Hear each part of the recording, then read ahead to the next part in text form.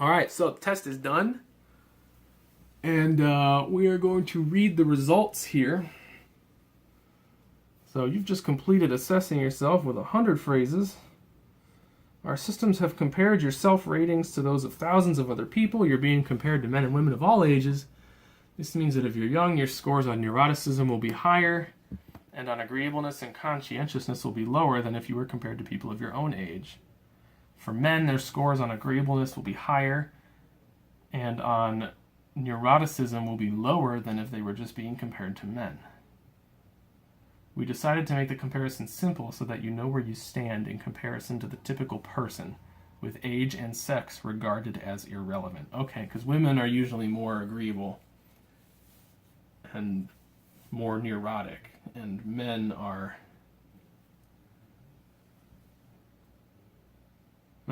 okay. Sure. So there's agreeableness, which is compassion and politeness. There's conscientiousness, which is your industriousness, which is like work ethic, and orderliness, being orderly. There's extroversion, which has enthusiasm and assertiveness. There's neuroticism, which has withdrawal and volatility. Probably high on that one. Openness to experience is the fifth one, with openness and intellect. Okay. Remember that each personality trait and aspect has advantages and disadvantages. It is for that reason that variation exists in the human population. There is a niche for each personality configuration. Much of what constitutes success in life is therefore the consequence of finding the place in relationships, work, and personal commitments that corresponds to your unique personality structure. Good luck with your expanded self-understanding. Why, thank you. Note also that if you find the descriptions harsher than you might consider appropriate, this may mean that you were more self-critical than necessary when completing the questions.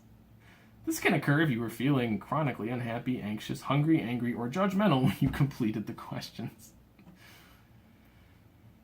Okay, agreeableness, low. I'm in the 11th percentile for agreeableness. You're low in agreeableness, which is the primary dimension of interpersonal interaction. Agreeableness has two aspects, compassion and politeness, which will be explained separately. Agreeableness is very complex, with marked positive and negative elements all along its distribution. Because of this, higher scores and lower scores need to be explained at the same time. People high in agreeableness are compliant, nurturing, kind, naively trusting, and conciliatory. Because of their tendency to avoid conflict, they often dissemble and hide what they think. People low in agreeableness are not so nice, stubborn, dominant, harsh, skeptical, competitive, and in the extreme, predatory. They tend to be straightforward and blunt, so you know where they stand. You all know where I stand. Your score puts you at the 11th percentile.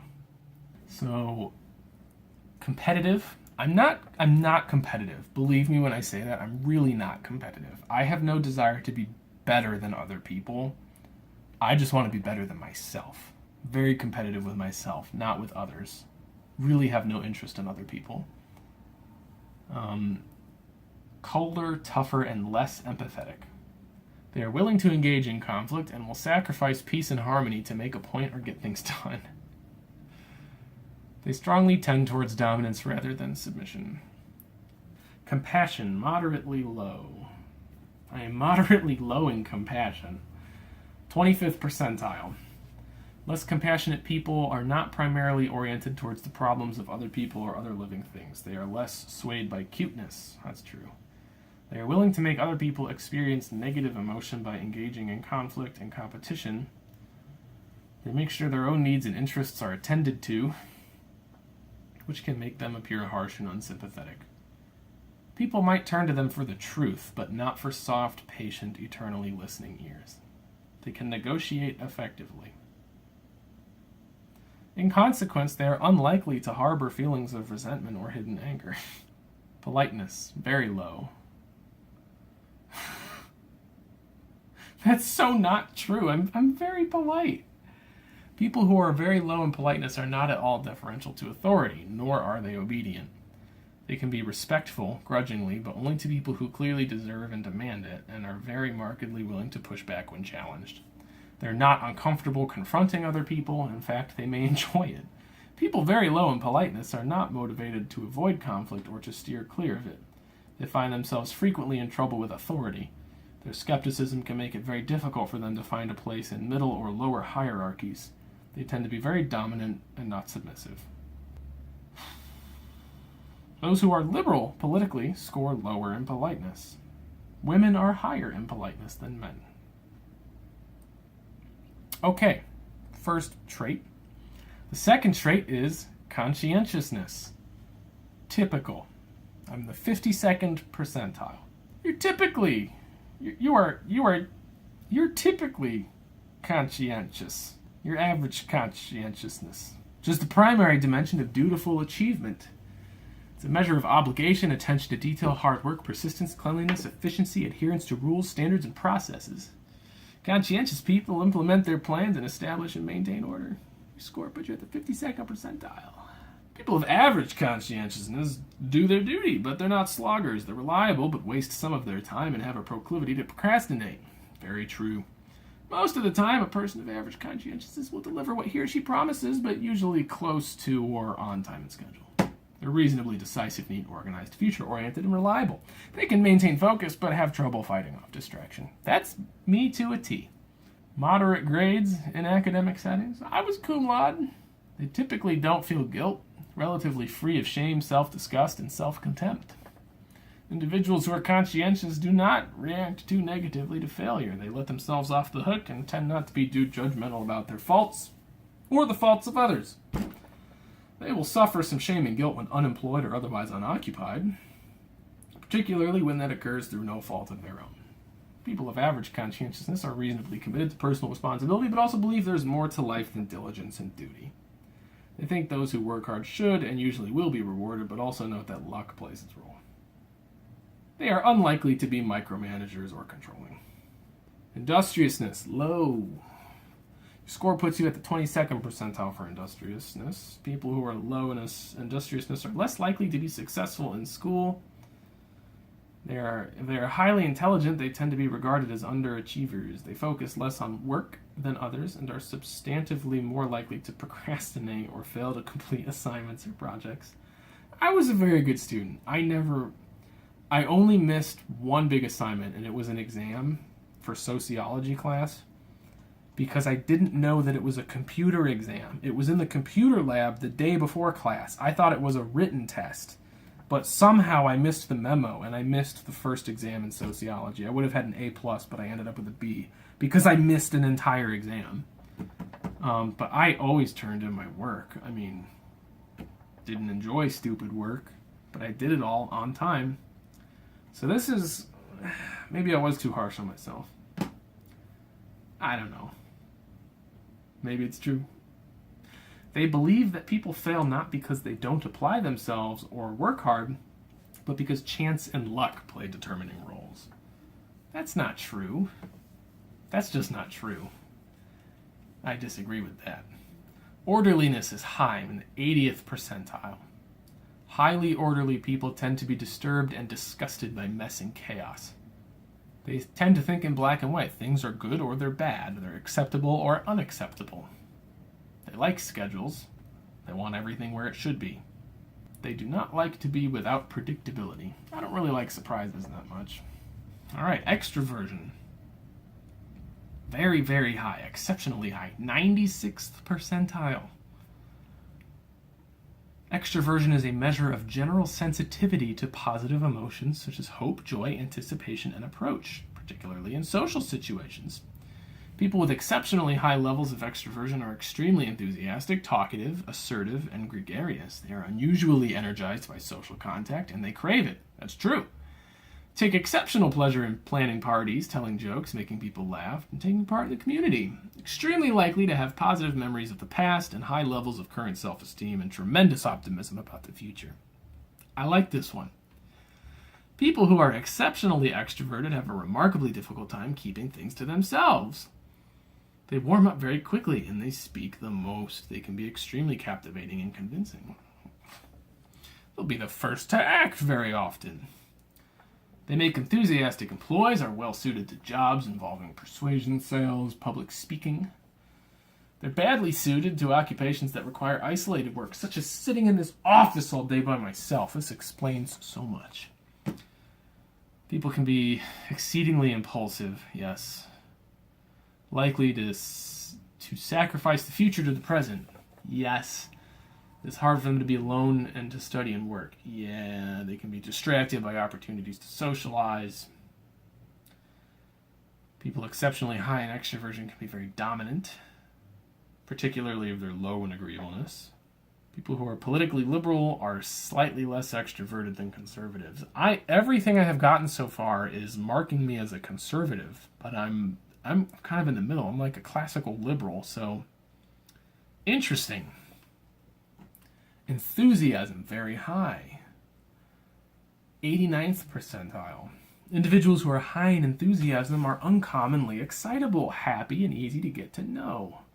They'll talk rapidly about other things. They'll laugh. They have to be around people. They cannot keep at a distance, and they keep nothing private. That's not true. I do keep a lot private. They're very optimistic, and they warm up. They crave stimulation. They're encouraging. Women are typically higher. Assertiveness, very high, 95th percentile. Holy cow, this extroversion trait is just... I'm a take-charge type. They put their opinions forward. They dominate and control social situations. They can be strikingly influential and captivating. They have a communication style that is often associated with leadership. This is good when they're knowledgeable, competent, and able, but not so good when they aren't. Assertive people are people of action. They don't wait for others to lead, but they leap in. They can be impulsive in consequence. Liberals are less assertive. Okay, we're on to neuroticism. Average. Typical levels of neuroticism. 53rd percentile. People with typical neuroticism have a balanced view of happiness and sadness, the past and the present. Sometimes they're unhappy and irritable, particularly when facing a genuine problem, but generally cope well and don't worry too much. That's true. That's very true. They have normal levels of self-esteem. They are not really at risk for depression or anxiety. People with average levels of neuroticism experience the consequences of success to be appropriately satisfied in relationships and career. They have no more average concern about mental and physical health. Why, I'm concerned about my mental and physical health. People with average levels appear to neither seek risk nor avoid it. They're interested in security but can handle the possibility of loss. It is not a powerful predictor of political belief. Females tend to be higher in neuroticism. Withdrawal, very low. 10th percentile.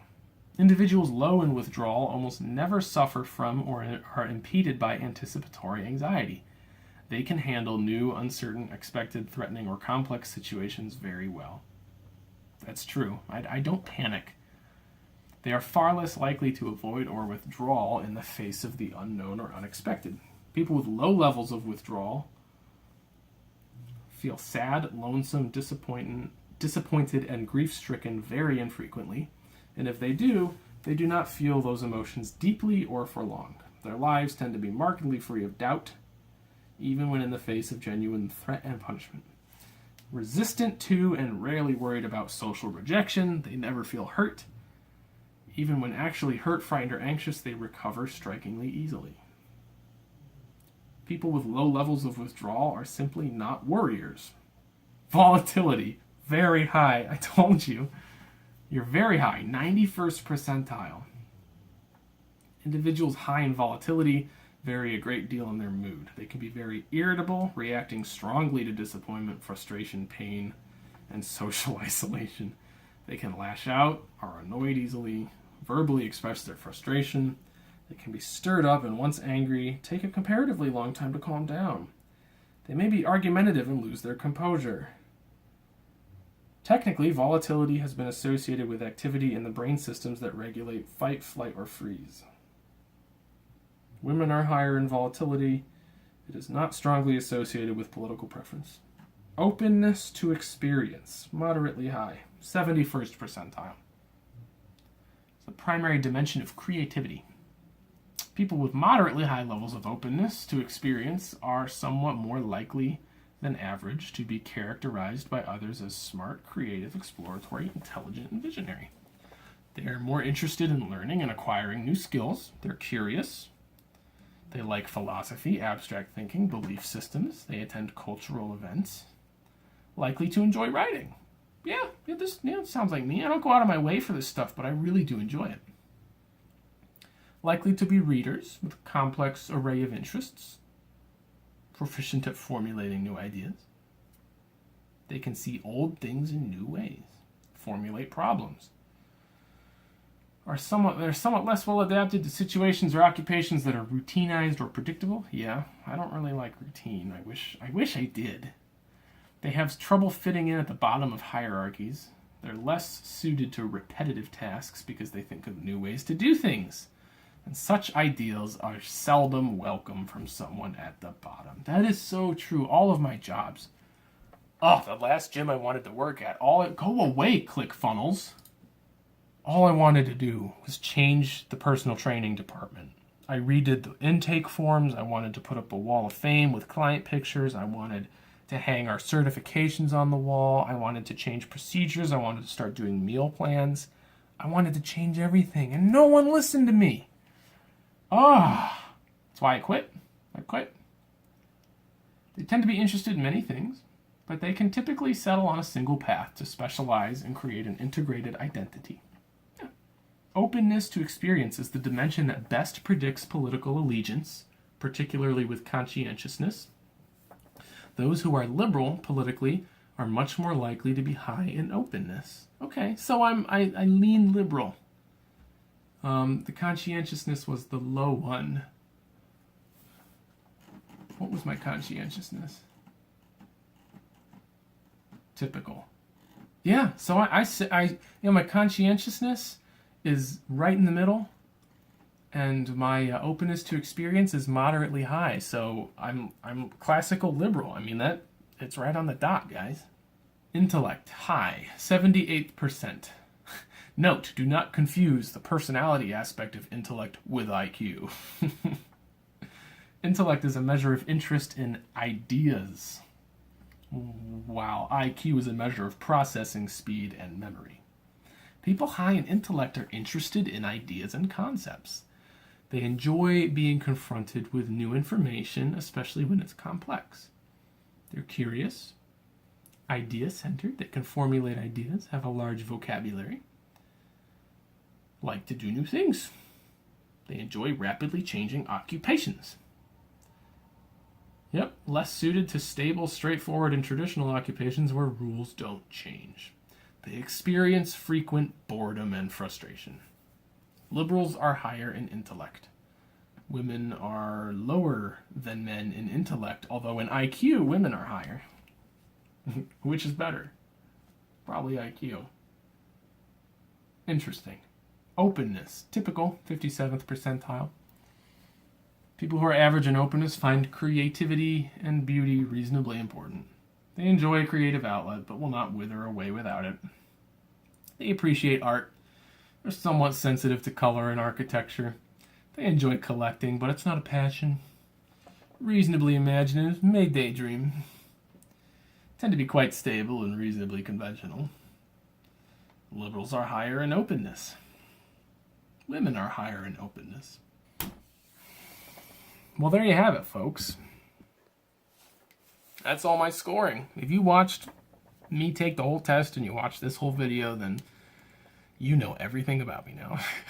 No, there were definitely some points I kind of disagree with, but then again, I'm looking from the inside out, so it's my perspective, and I may have been a little harsh with myself on the work ethic stuff.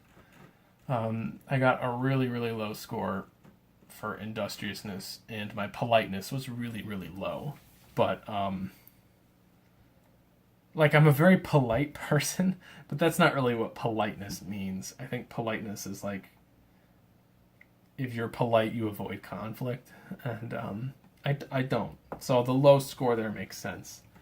But But yeah, I think this whole test as a whole made me sound a little bit colder than I am and a little bit less compassionate than I am. But again, this is just a personality test, and these words don't necessarily mean what they mean when people use them in general conversation. There's a lot of words here. I probably shouldn't show you the website just because I paid for this. I don't want them to come after me. But there's a lot of words. I only read a little bit. But yeah, really high extroversion, normal neuroticism,